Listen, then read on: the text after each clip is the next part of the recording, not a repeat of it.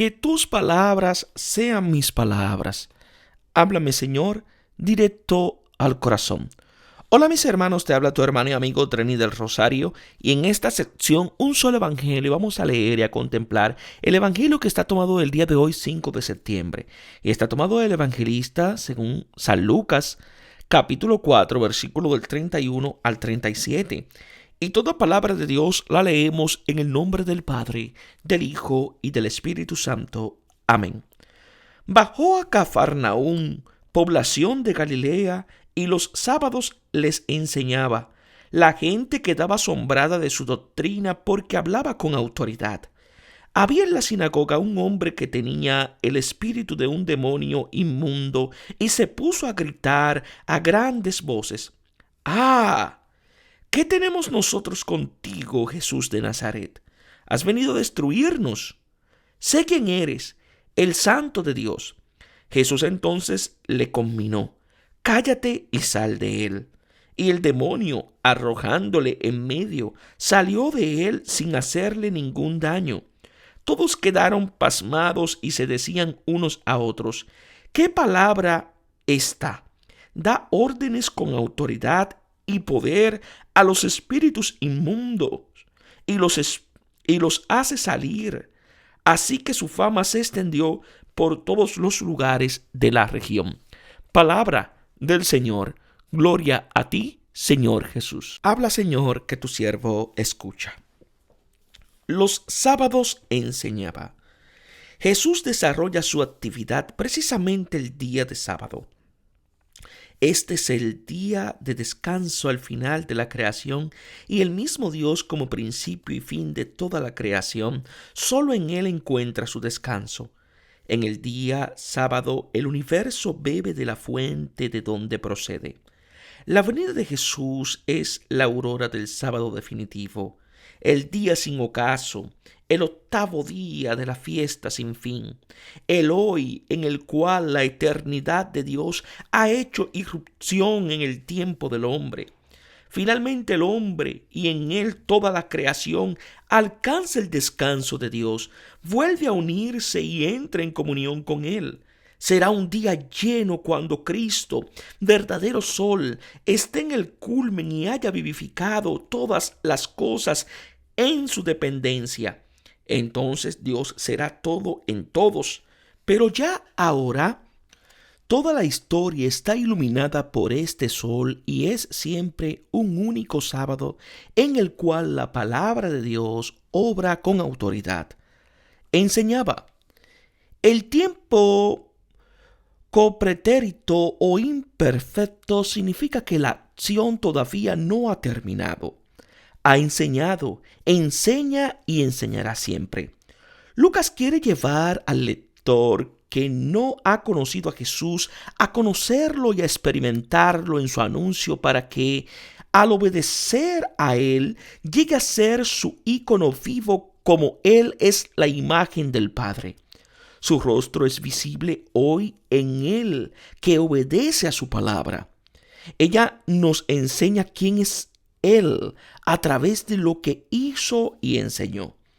El relato de su vida, su historia, es para nosotros una enseñanza definitiva. Nos hace oír y ver a Dios en su manifestación corporal. En él reside toda la plenitud de la divinidad corporalmente. La palabra de Dios que se hizo carne en Jesús volvió a ser palabra en el anuncio del Evangelio en espera de hacerse carne, nuestra carne, hoy en la obediencia de la fe. A la palabra externa que escuchamos con el oído corresponde siempre la palabra interna que, si es escuchada en el corazón, lo mueve. Dios, como todo hombre, cuando se comunica con otro, usa la palabra. Este es el medio con el cual se comunica con el otro. Si el otro escucha, así en la escucha de Jesús, entramos en comunión con Él y alcanzamos la salvación, el sábado, el hoy de Dios.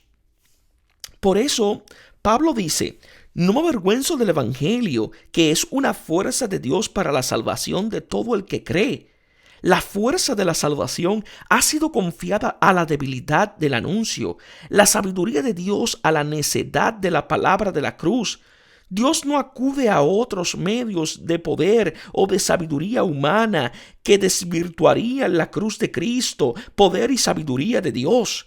El anuncio de esta cruz, vaciamiento de Dios que en su amor hacia nosotros salió de sí mismo para venir a nuestro encuentro, lleva al creyente a conocer y a experimentar a Dios en la fuerza de su amor. La kenosis continua de Dios es la de confiar en la simple palabra. En ella, como cuando fue visto en la carne, expresa su amor hacia nosotros y se expone al peligro de ser rechazado y aniquilado. Pero a los que la reciben les da el poder de ser hijos de Dios. La palabra de Dios lleva la comunión con Él, que habla con la condición de que sea escuchada como palabra de Dios. En la Eucaristía el Señor está presente como alimento y bebida. En el anuncio está presente como la luz y fuerza. Luz que rompe las tinieblas de la ignorancia. Fuerza que vence el mal engendrado por ella. Por eso Lucas incluye este trozo sobre la fuerza de la palabra de Jesús entre el anuncio y el exorcismo. Quedaban asombrados de su doctrina. La actitud acertada ante la palabra es el asombro. El asombro es madre de la sabiduría. Por ella el corazón se abre a acoger lo que es nuevo y hermoso, verdadero y amable. Es diferente de la curiosidad madre de la ciencia. Por ella la mente se pregunta el por qué, de tal modo que pueda conocer un objeto para desmontarlo, volverlo a montar, apoderarse de él, usarlo en provecho propio. Si en el asombro uno es invadido por el otro, en la curiosidad se invade al otro. La primera actitud expresa el amor, la acogida y se dirige al mundo de las finalidades, de lo bueno y de lo hermoso. La segunda expresa el egoísmo y la apropiación y se dirige al mundo de los medios, de lo útil y de lo cómodo. La reacción contraria al asombro, Marcos y Mateo la llaman dureza del corazón. Esta marca las etapas del antievangelio. En Lucas esta dureza del corazón se traduce con la reacción de rabia. Cuando se acerca al otro para usarlo, el corazón se vuelve duro, calcificado y muerto, y ya no sabe latir por el otro. Encerrado en la propia utilidad, es movido por la ira y le alarga la mano solamente para apoderarse de lo que le sirve, para desmenuzar aquello de que se sirve. Cristo será llevado a la muerte por esta actitud hostil. En el Evangelio existe un estupor muy particular y nuevo, porque uno se encuentra delante de la novedad absoluta. No es el estupor que se experimenta ante los escribas, que también dicen la verdad de Dios. Es el estupor de encontrarse delante del mismo Dios, porque hablaba con autoridad. En la Biblia la palabra aramea autoridad, Shaltán, de donde deriva sultán, indica la autoridad misma de Dios. La palabra de Jesús nos coloca cara a cara con la fuerza de Dios. Ese Dios que con su palabra había creado el mundo y con su promesa había anunciado la salvación, ahora después de que Él mismo se ha hecho palabra para nosotros, entra en comunión con nosotros y nos salva definitivamente. Todo el poder de Dios creador y salvador se halla en la palabra de Jesús. Al escucharla, aún hoy es posible realizar un nuevo éxodo y llegar a ser criaturas nuevas. Esta palabra todavía hoy nos vuelve a crear y vence el mal. La palabra de Dios es viva y eficaz y más cortante que espada alguna de dos filos. Entra en el corazón del hombre, lo penetra, lo juzga, lo mueve a la conversión y lo justifica. Ante ella se reacciona definiéndose como los endemoniados o bien anestesiándose con el olvido, el gigante de los pecados. Se puede decir como Ahab a Elías, que le revela su pecado secreto: has vuelto a encontrarme, enemigo mío. Pero también puede asustarse como Josías o reconocer como David: he pecado contra el Señor. Ella revela los enredos y los sofismas de los corazones, los desinfla y los dispersa, traspasa el corazón y lleva la compunción con la pregunta que debemos hacer. Cuando la palabra es anunciada, Dios abre el corazón para que se obedezca. En la obediencia ella es lámpara para mis pasos, y el Señor se convierte en luz para mi lámpara. Ella ilumina y dilata el corazón. Corro por el camino de tus mandamientos, porque tú dilatas mi corazón. Se vuelve dulce, más que la miel para mi boca. Se hace vida y alegría del corazón, fuerza y salvación.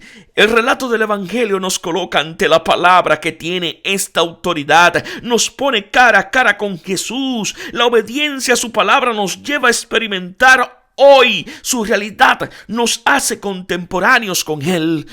En la sinagoga se habla de un hombre que tiene el espíritu de un demonio inmundo. El hombre vive y obra según el espíritu que tiene. Jesús actúa según el Espíritu Santo. En cambio, el hombre obra según el espíritu inmundo. Inmundo es todo lo que tiene relación con la muerte y se contrapone a Dios, que es vida y alegría sin ninguna impureza. A pesar de su presencia en la sinagoga, el espíritu impuro no debía quedar excluido de la comunidad de quien escucha la palabra de Dios. Este hombre está lejos de Dios, está relegado a la sombra, vive y obra según el espíritu de muerte. Esta impureza está muerta, que se halla presente inclusive en la sinagoga, queda oculta, pero se revela ante la santidad de Jesús y explosiona con un gran grito. También Jesús dará un grito análogo cuando se entrega al Padre. Será el grito de victoria, retenido hasta el final. Aquí está el grito de terror del que quiere atemorizar. El fuerte, al no poder ya huir del enemigo más fuerte que él, instintivamente grita a causa del terror y para aterrorizar si es posible. ¿Qué tenemos nosotros contigo, Jesús de Nazaret? El espíritu impuro confiesa su enemistad con aquel que está lleno del Espíritu Santo. No existe nada en común entre los dos. Cristo posee el espíritu de verdad y de vida. El demonio posee el espíritu de mentira y de muerte. Es interesante anotar que el mal instruye perfectamente el bien, exactamente como su opuesto y su enemigo mortal. Después de un primer movimiento de asombro, esta es también nuestra reacción inmediata frente a la palabra. La mentira que está en nosotros resiste a la verdad. Nos sentimos atemorizados y nos escondemos como Adán se escondió. Eso sucede cada vez que leemos el Evangelio. Lo trágico es que no aliamos con el enemigo. Le prestamos nuestra voz y nos identificamos con él, considerando a Dios como enemigo. Somos como un paciente que se identifica con su mal y considera como enemigo al médico que quiere curarlo.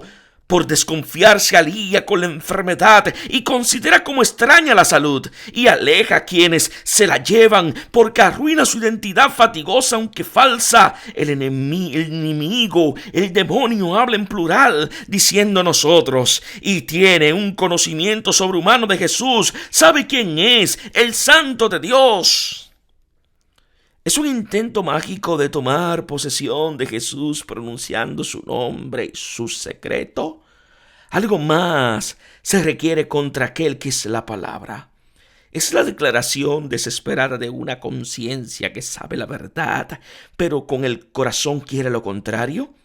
Conocer el bien y la verdad, pero querer lo contrario. Esta escisión entre la mente y el corazón, entre la verdad y el bien, es la misma ruptura mortal que el demonio ha traído al hombre.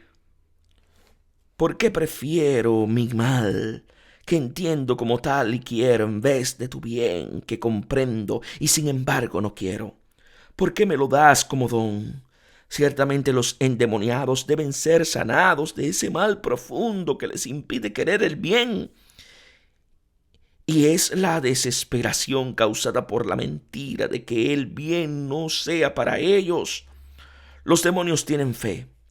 Los demonios creen y tiemblan. El bien lo conocen, pero los aterroriza.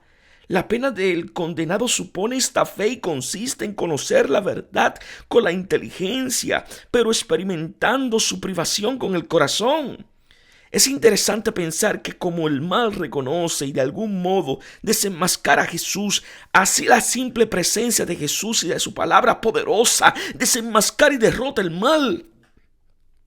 Por la mañana el sol que nace disuelve la tiniebla y desgarra el velo que cubre la realidad. ¡Cállate y sal de él! Jesús impone silencio y dice en singular: ¡cállate! Disocia el mal del enfermo y hace callar no al enfermo sino al mal. El amor al enfermo vino precisamente para él. Lo hace extremadamente duro e implacable con el mal. Jesús se dirige directamente al mal y no lo identifica con el paciente aún más. Lo aparta de él de inmediato con la espada de su palabra. Lo vence reduciéndolo al silencio, haciendo cesar la charla maligna que va desde el grito de disgusto delante del bien hasta el canto encantador ante el mal. El poder del mal está siempre en la mentira.